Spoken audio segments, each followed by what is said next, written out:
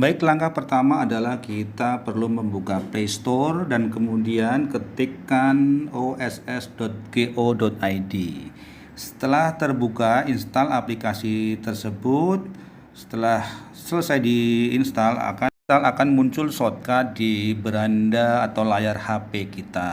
Tersebut kemudian akan muncul halaman pertama, kita klik masuk dan ada pilihan nanti di bawah itu kita klik yang daftar untuk pendaftaran baru. Isikan nomor HP kita tanpa angka 0 di depan. Setelah terisi, kita klik kode verifikasi melalui WhatsApp, nanti akan terkirim ke WA kita dan kita buka, sudah ada kode masuk.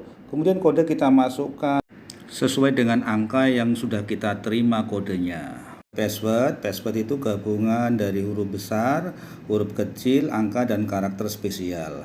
Untuk password ada 2 kolom yang harus kita isi semua ya, harus sama antara kolom yang pertama dengan kolom yang kedua. Selesai, kita lanjut.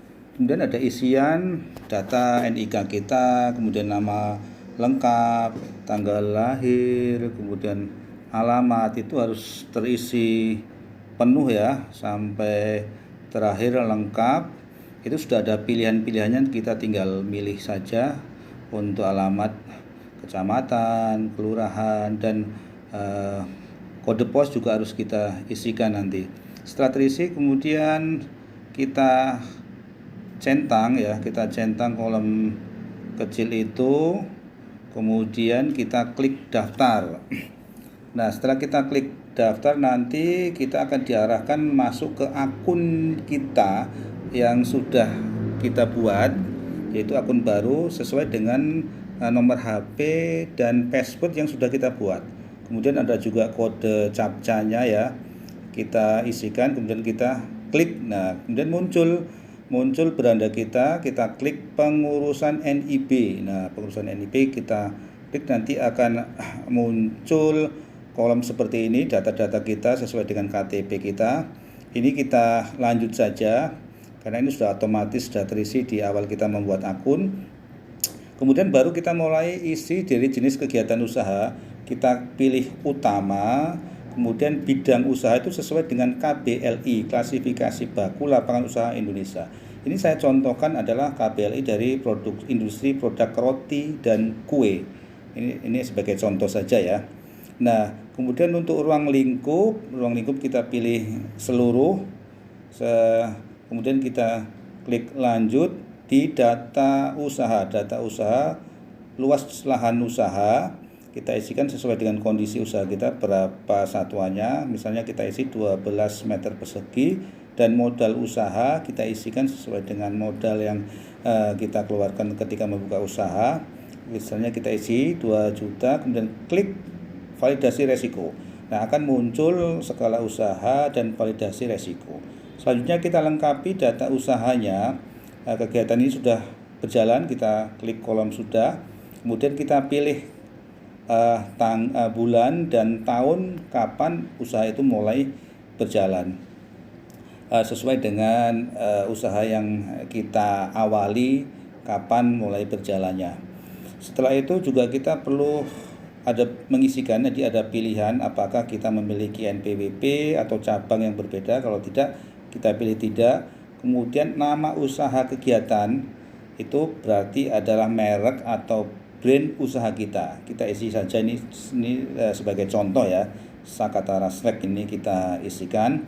Kemudian skala kita pilih yang skala industri kecil dan menengah, skala usaha kita. Kemudian jumlah tenaga kerja, ini kebetulan ada 2, kita isi 2, kemudian kita lanjut. Kemudian ada pilihan lokasi. Nah, apakah lokasi kita itu sama dengan tempat tinggal atau domisili kita? Kalau lokasinya sama, nanti kita hanya mengisi kode pos saja ya. Tapi kalau lokasi yang berbeda, kita isikan lagi lokasi sesuai dengan usaha kita.